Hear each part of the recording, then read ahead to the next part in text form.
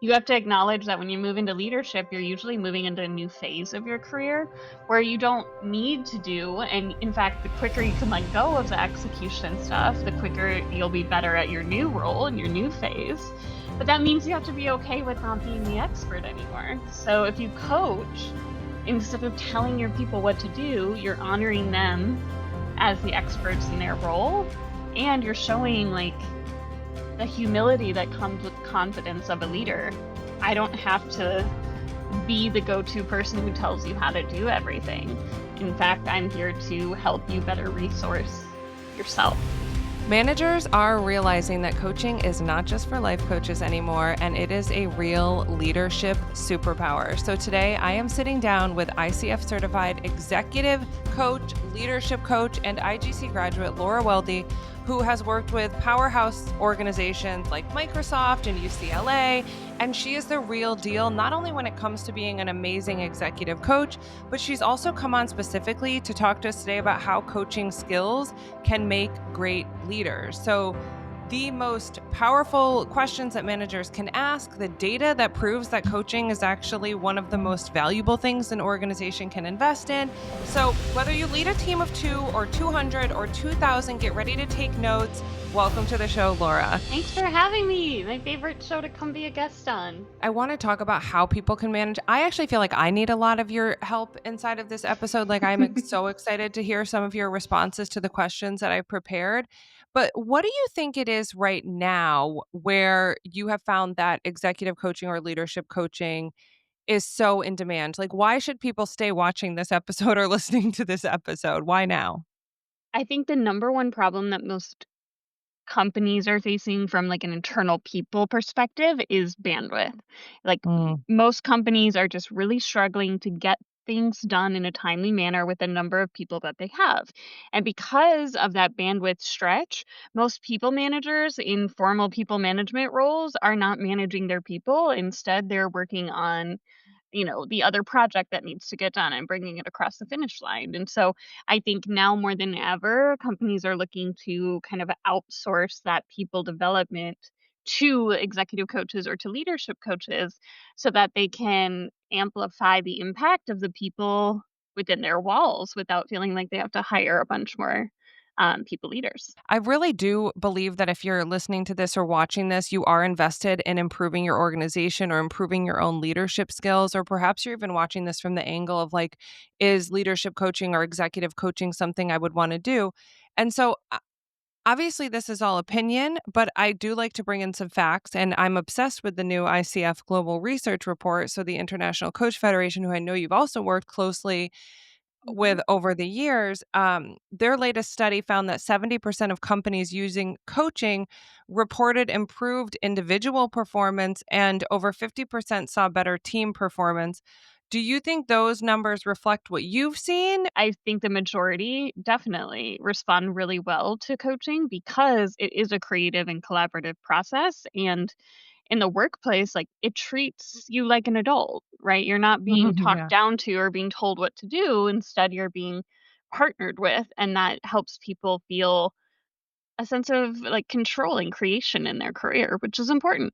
That was like the perfect segue into where I was hoping this conversation would go to, because I really want to know from your extensive experience, like working with different organizations, huge and small, and individuals who are like moving up in their own leadership, like if you could teach every leader or manager in the world 3 skills that they could bring into their organization, like whether it's me managing, a dozen people or someone else managing thousands, what would those like what are your top 3 skills that like any manager could implement to take on more of like a coaching role versus a Mhm. do this right now kind of role? Number one, I think is ask, don't assume.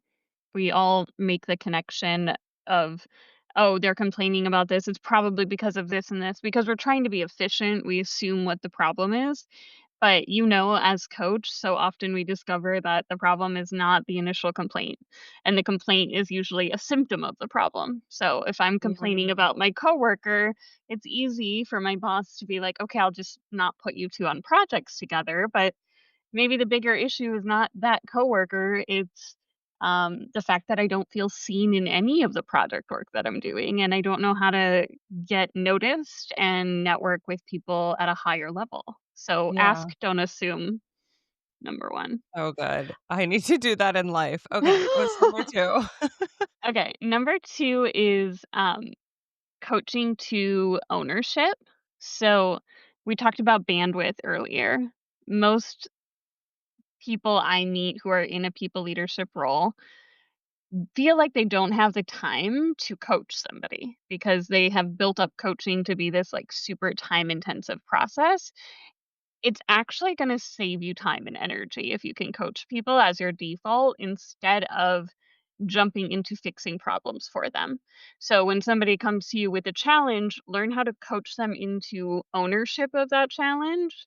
And that way it doesn't become you don't become the bottleneck of, okay, this is another thing on my to-do list that has to get done. I have to go in and fix this issue. What could that look like? I know I'm putting you on the spot for an example, but Okay. say I was, like, working in a corporate environment, I don't know, I'm just making this up, it's been so long, I don't even know what that means, but and I am, having a problem with another team, they're holding up all of my projects, like, I'm just, again, making this up, but, like, Mhm. what would coaching to ownership look like if I was your, employee or under your management, and I was constantly complaining about other departments holding up my productivity? A lot of people in a traditional workplace setting feel like they have to complain to get permission to act. So when you're thinking about coaching to ownership, instead of, okay, I hear your complaint, like, let me go talk to them, I think it looks like, what have we tried already? What is the long term solution that you hope comes out of this conflict?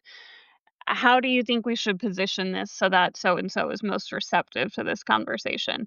So you're basically asking them the questions to create the outline of what they're going to do about it. And then I think the accountability piece is, do you feel like equipped to go out there and give this a shot? Are you ready to go give Yeah. this a shot and then come back and tell me how it goes? Wow. Looking at everything you've mentioned, Laura, the 3 again. Number 1 was ask, don't assume. Number 2, you said coaching to ownership. And number 3, you said coaching to awareness. And I'm looking at all of that from like this like snow globe kind of thing. Like it's it's all coaching. And I love the two ownership versus um Awareness. I did it again. Ownership versus awareness, because it also reminds me of, like, you're coaching to the doing or the strategy or what that person is actually going to take ownership for, and the being of, like, how they're showing up to the role. And we've talked about this on this podcast so many times and, of course, in our coaching school, but it's always both, and to see true change, whether it's in an individual or an organization, you have to bring light to both the doing and the being, and, just I'm highlighting that for you. I'm sure you already knew that, but maybe our listeners didn't. No, Um, I never like consciously made that connection, but you're right. It is so many people want to use, especially leadership or executive, for only tactical conversations, and it makes yeah. sense because we're tactical people generally. But when you start to push a little further into the awareness piece, that's when they realize that there's all these like connections between why they're doing something or how they're Yes. doing something in one area is how they're doing it everywhere, right? Oh, my favorite, Um, yeah. yeah. Well, it's so interesting because I'm like, all the time. If you're doing what you're quote unquote supposed to be doing, if you're doing what has worked in the past, if you're doing the things you want to be doing, if you're doing all of the right things, but you're not getting the results that you want, you have to stop exhausting the do, and you have to start looking at who you're being. And I think that goes in every department, it goes with individuals, it goes with entire organizations. And like, Mhm. if you are not being the person that gets that result in some way, shape, or form, you have to have some level of awareness and change, again, on a being based level, which may sound a little airy fairy to some people, but it is the reality. And I think that obviously coaching and coaching research has really shown that it takes that multi level impact to really change an organization. And I mean, you Yeah. know that because you're like boots on the ground. I'm just assuming. Well, and it's not like airy fairy. fundamentally through, like, a leadership lens, I think about it as motivation, like, intrinsic Yeah. motivation. If you're not thinking about why you're doing the things that you're doing or how you wanna do them differently, you become demotivated super quickly because all you feel like is a workhorse. So, of Yeah. course, you lack that, like, drive and that ambition. And reflecting on meaning and reflecting on intention and reflecting on presence is what combats that. Yeah. It's so Mhm. good. I wanna get into another coaching skill that I feel like might kind of be, an eye opener for some managers or leaders who are not currently implementing a lot of coaching inside of their organization, and maybe they're outsourcing it to a coach, who knows? But in coaching, we say that the coach should be speaking maybe 20 to 30% of the conversation, and the client would, or the coachee would be owning, 70 to 80% of the actual noise in the room, right? Mhm. When it comes to being a manager, what advice can you give, or to be a coaching leader or whatever, what advice can you give to these people, these managers, these leaders, so that they can kind of sometimes keep their mouth shut a little bit more and hear more from whoever they're managing? Piece, which is, like, asking open-ended questions, not I don't closed-ended even think that's questions. obvious to everyone. No? Okay, well, ask open-ended questions instead of saying, "Did you get that thing done? What did you get done this week?" Give them the space to, like, talk through all of because what people choose to share when they're faced with a open-ended question is very illuminating in and of itself. The fact that Yeah. they will maybe highlight the thing they're struggling with instead of showing you the things they've already done really well tells us something maybe about where they're at and about your relationship. So, asking open-ended questions for sure. I think the second one is closing your computer and putting away your phone. So many people I talk to, they feel like their manager's just answering emails as they're having a conversation, and they don't really feel, like, heard and seen. So they're not gonna open up, they're gonna give you really quick answers.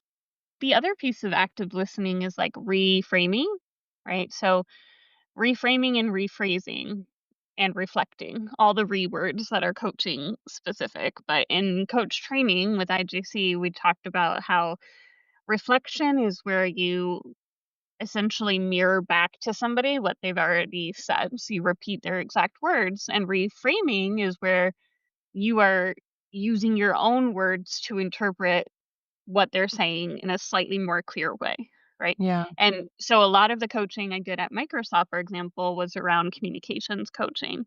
And so that was a technique we talked about a lot was that if you want somebody to feel truly heard, stick with the reflection because if you go in with a reframe right away to prove you understood them, there's a chance that you misinterpret or that they feel like you were only listening to respond to them. Oh, So, yeah, I like that idea of like stick with reflection. And then once you get to the end, maybe if you want to ask them, like if you want to summarize what they said and make sure you haven't missed anything, then you would do more of a reframe.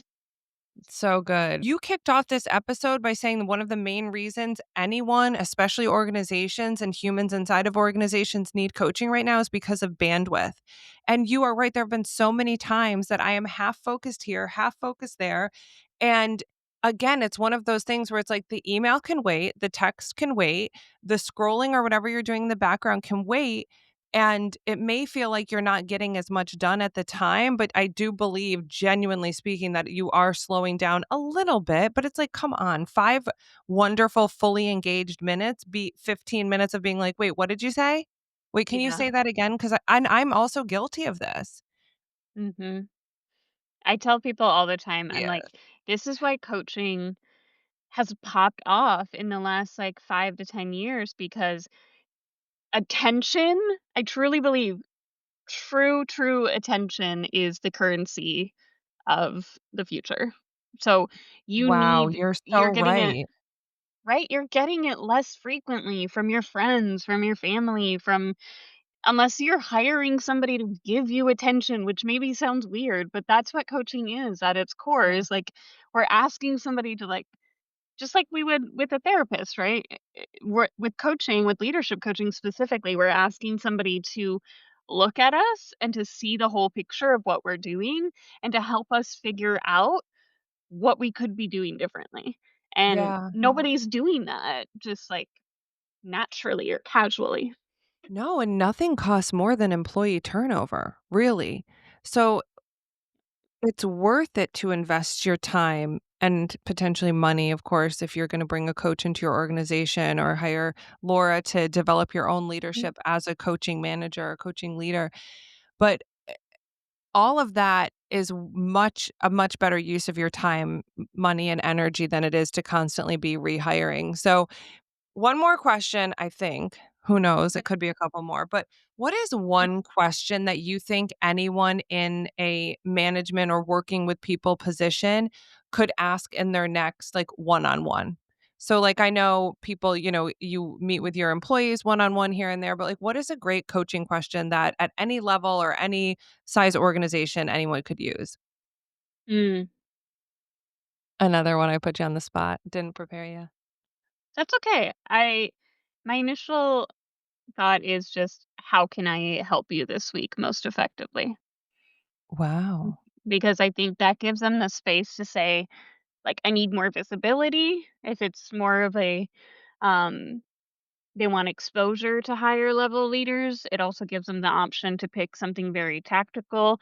And it kind of opens up the space for a micro coaching conversation. Because if you say, how can I help you most effectively this week? And they say, oh, will you like read over this email before I send it?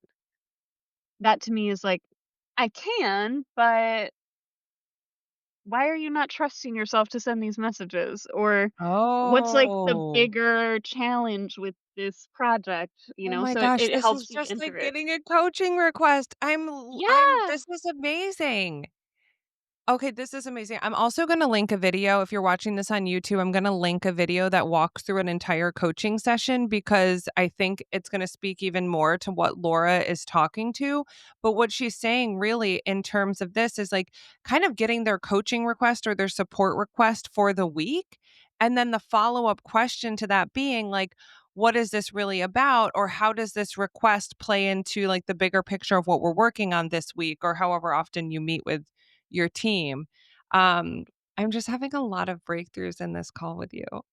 Good.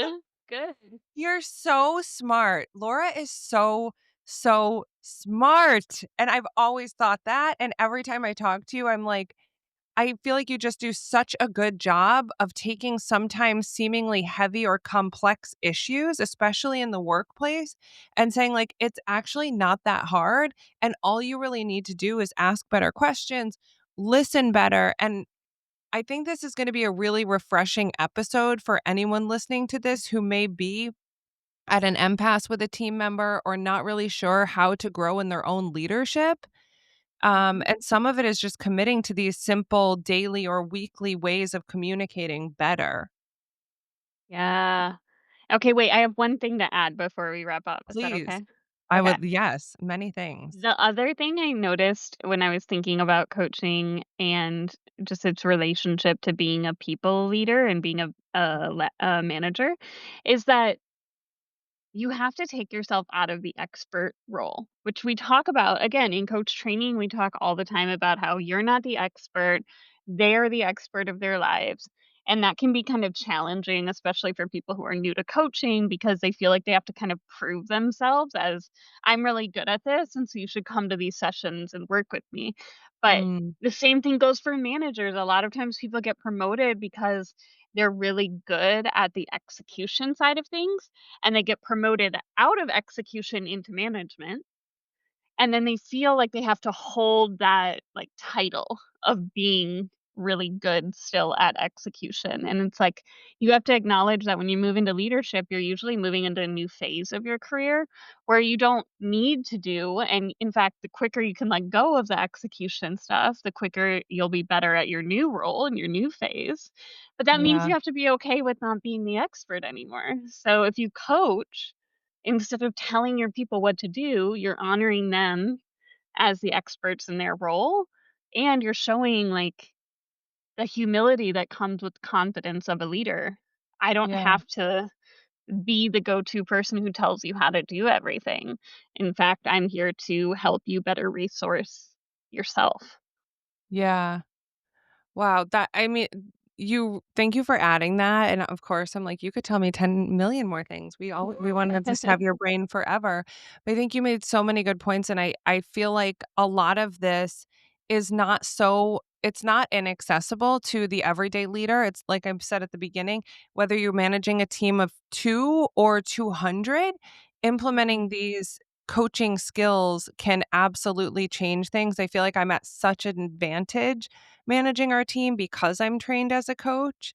But also, I absolutely 1000% needed this refresher. And especially what you said at the end, like, how many times have I hired like the top person who's like the amazing executor? And I'm like, you're a manager now. And they're like, yeah, right.